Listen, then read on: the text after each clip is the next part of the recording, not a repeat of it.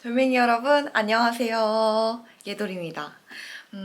오늘은요, 제가 최근에 이사를 했잖아요. 그래서 제가 이사를 하면서 직접 겪었던 일들, 그리고 그 과정에서 알게 된 꼭 알아야 할 꿀팁들을 공유를 해보려고 합니다. 진짜 이사를 제가 하면서 느낀 건데, 이게 이사를 한번 잘못하면 돈도 시간도 스트레스도 엄청나거든요. 그래서 제가 당했던 그런 이야기들을 들려드릴 테니까 여러분들은 저처럼 절대로 명청비용 내시지 않으셨으면 좋겠습니다. 제가 실제로 겪었던 일들을 바탕으로 이제 설명을 해드리는 거라서 내용이 조금 길어질 수는 있는데 그래도 끝까지 들으시면은 도움이 분명 많이 되실 거라고 생각을 합니다. 바로 가볼게요. 제가요, 이사 오기 전에 집에서 3년 6개월 정도를 살았었어요. 근데 이사 나오면서 계약 기간을 다 채우지 않았기 때문에 중개 수수료를 냈습니다. 그러니까 저는 중개 수수료를 이번에 이사를 하면서 두 개를 낸 거죠. 새로 이사를 가는 집에 중개인에게 내고 그 전 집에 중개인에게도 중개 수수료를 낸 거예요.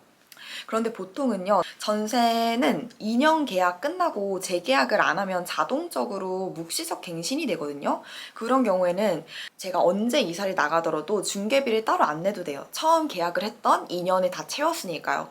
그런데 저 같은 경우에는 보증금이 변경이 돼서 첫 계약 만기 이후에 재계약을 했었고, 그리고 중개사를 통해서 다시 계약서를 작성을 했기 때문에 결국 중개 수수료가 다시 발생을 하게 된 거예요. 근데 알고 보니까 계약서에 만약에 제가 묵시적 갱신 조건을 유지한다는 식의 특약을 넣었으면 중개 수수료를 안 냈을 수도 있더라고요. 그 당시에는 이런 게 있는지도 몰랐어요.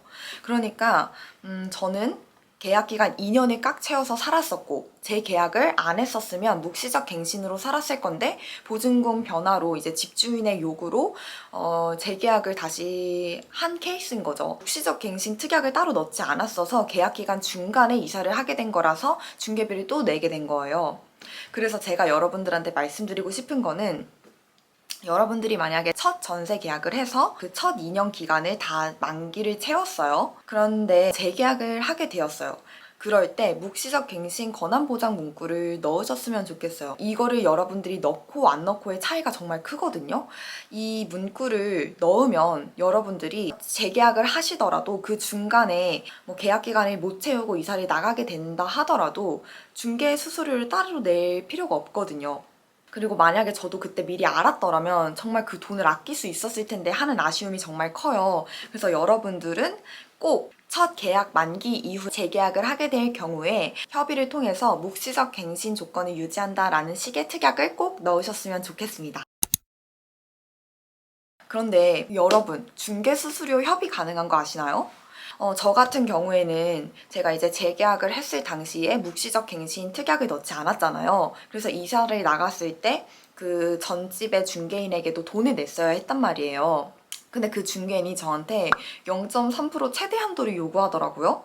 그런데 여러분, 이건 정말 꼭 아셔야 돼요. 0.3%는요, 정해진 금액이 아니에요. 최대 한도예요. 그냥 나라에서 정해준 이만큼까지 받을 수 있습니다. 라고 정해준 그 최대 한도거든요. 무조건 내야 되는 금액이 아니고 그 안에서 협의가 가능한 거예요. 중개인은 저한테 너무 당당하게 전세는 0.3%예요. 나라에서 정해진 거니까 그만큼 내셔야 해요. 이렇게 말씀을 해서 저는 그 얘기를 듣고 말씀을 드렸어요. 0.3%가 나라에서 정해놓은 최대치인 건 저도 알고 있는데 그거를 제가 꼭 다 줘야 되는 건 아니고 서로 협의를 해서 정해야 한다는 거 정도는 저도 알고 있다. 그런데 협의도 없이 이렇게 확정된 것처럼 말씀하시면 곤란하다. 이런 식으로 말씀을 드리고 결국 0.2%로 협의해서 중개 수수료를 낼 수 있었습니다. 중개인이 너무 당당하게 말하니까 모르시는 분들은 0.3%가 맞나 보다 하고 그 금액 최대치 한도를 다 주세요. 근데 진짜 그러지 마세요. 그냥 당당하게 말씀하세요. 모르는 분들은 당할 수 있는데 이제 여러분들은 아셨잖아요. 그러니까 절대로 당하지 마세요. 그리고 또 하나, 여러분들이 새집 계약을 할 때 당연히 중개 수수료를 내야 하잖아요. 근데 이것도 무조건 0.3%가 아니라 협의가 가능해요. 근데 반드시 가계약 전에 협의를 해야 합니다. 근데 저는 이번에 진짜 집이 너무 마음에 들었어요. 그래서 그런 거를 생각할 겨를도 없이 바로 그냥 다른 사람들한테 뺏길까봐 집을 보고 나서 가계약금을 바로 입금을 해버렸거든요. 그러다 보니까 중개 수수료 협의는 아예 생각도 못했던 거죠. 그런데 진짜 문제는 그 다음부터 시작이 됐어요. 중개인이 일을 너무 못하는 거예요. 첫 번째, 중개사무소 등록번호 미기재입니다. 중개사무소 등록번호가 아직 안 나왔다면서 계약서 작성할 때 그게 빈칸이어가지고 이거 괜찮냐고 물어보니까 뭐 그거 없어도 괜찮아요. 뭐 그거 나오면은 제가 알려드릴 테니까 수기로 계약서에 넣으세요. 적어 넣으세요. 이런 식으로 말씀을 하셨어요. 근데 제가 뭘 알겠어요. 중개인이 괜찮다고 하면은 그냥 그런 줄 알았죠. 바보처럼. 나중에 확정일자 받으려고 하는데 주민센터에서 등록번호 꼭 기재해야 된다고 연락이 온 거예요. 그래서 이제 시간 쪼개서 또다시 계약서를 쓰러 갔죠. 두 번째로 중개인이 일을 못했던 거. 공제증서 밀발급입니다. 계약 당일에 원래 실물로 받아야 하는데 그걸 보통 다 챙겨주거든요. 그 서류 자체를 아예 안 줬어요. 나중에 제가 알게 돼서 따로 요구를 했었고요.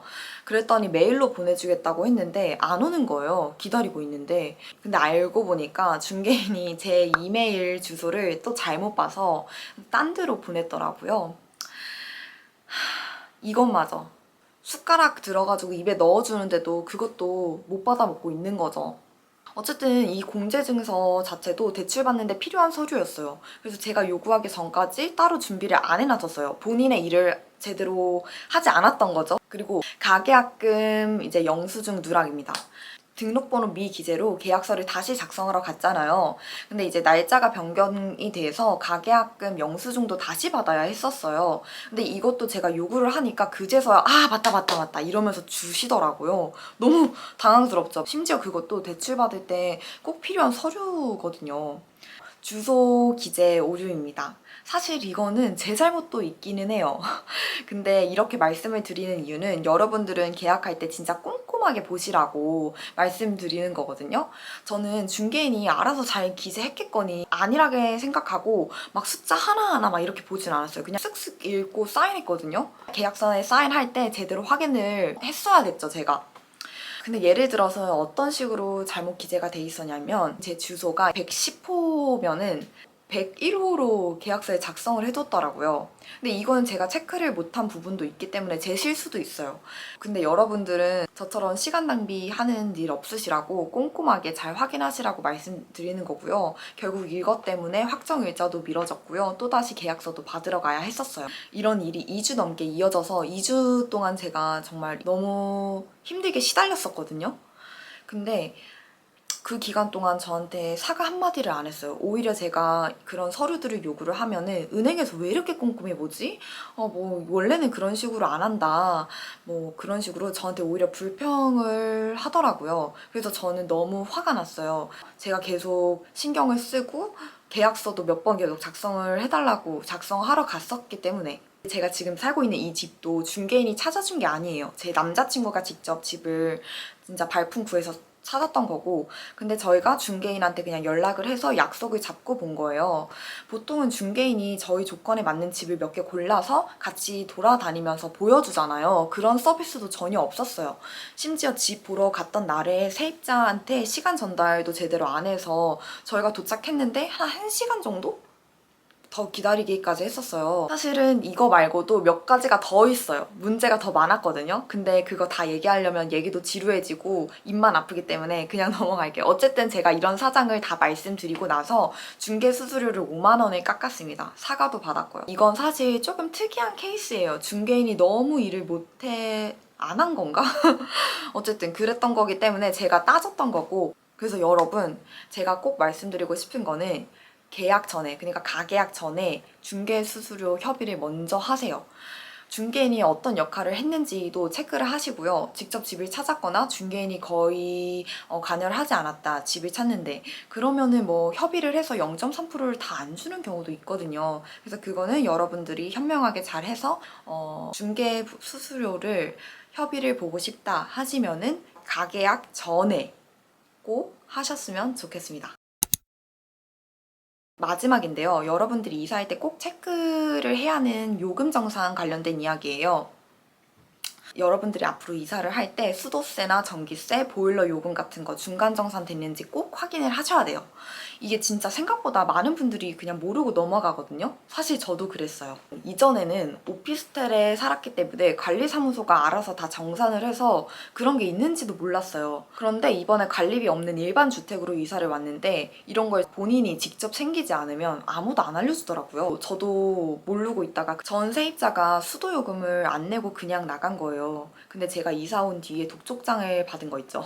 결국 집 주인한테 전달을 해서 잘 해결을 하긴 했는데 조금 속상한 거는 제가 3월 7일에 이사를 왔는데 3월 1일부터 3월 6일까지의 수도 요금은 제가 내야 한다는 거예요. 원래 이전 세입자가 중간 정산을 하고 나갔어야 했던 건데 그걸 안 한 거죠. 그리고 저도 따로 확인을 안 해서 이렇게 된 거예요. 근데 수도 요금이 매월 말부터 뭐 1일 뭐 이런 기준으로 정산이 되는 거라서 중간 정산을 하지 않고 나가면 그 중간 금액을 제가 뭐 따로 분리해서 낼 수가 없더라고요. 전 세입자한테 따로 청구할 수도 없고 제가 수도사업소에 전화해서 직접 확인을 해봤는데 뭐 시스템 상으로 월 단위로 청구가 되는 거기 때문에 이제 이사 온 날짜랑 상관없이 3월 분을 그냥 제가 다 내야 한다라고 말씀을 하시면서 그래서 다음에 이사 갈 때는 중간 정산 여부를 꼭 확인을 하시라라고 말씀을 해주셨습니다. 그러니까 저는 3월 7일에 이사를 왔음에도 불구하고 3월 1일부터 3월 6일까지 제가 쓰지 않은 금액까지 통으로 제 앞으로 청구가 되는 거예요. 근데 저는 그 기간이 짧았기 때문에 금액 차이가 크지 않았지만 뭐 만약에 막 3월 20일 이쯤에 이사 왔으면 거의 한 달 중에서 반 정도를 안 썼는데 내야 되는 거잖아요. 그럼 너무 억울하잖아요. 다음에 여러분들이 이사할 때 꼭 전기세, 수도세, 가스요금 중간정산 됐는지 꼭 확인하시고요. 청구서 미납된 거 없는지도 꼭 체크를 하셨으면 좋겠습니다. 제가 진짜 이번에 이사를 하면서 느낀 건데 근데 너무 피도 눈물도 없이 돈이 나가더라고요. 아무도 제 사정을 생각해주지 않아요. 제 돈은 제가 지켜야 해요, 여러분. 근데 그만큼 배운 것도 많아요. 제가 이번에 이사를 하면서 다음에는 이렇게 해야 되겠구나, 저렇게 해야 되겠구나 하면서 배운 거는 또 많아서 또 좋은 경험이었다라고 생각을 하고 싶고요. 제가 직접 겪은 일들은 여러분들한테 공유를 해드린 거니까 여러분들은 꼭 현명하게 똑똑하게 이사를 하셨으면 좋겠어요. 멍청 비용은 제가 다 냈으니까 여러분들은 절대 내지 마세요. 여러분, 이 영상이 도움이 되셨을까요? 도움이 되셨으면 좋아요랑 구독 부탁드릴게요. 댓글로 여러분들이 이사했던 경험도 공유해주시면 좋을 것 같아요. 제가 모르는 또 좋은 꿀팁이 있을 수도 있으니까요. 그러면 저희는 다음 영상에서 다시 만나요. 돌멩이 여러분, 안녕!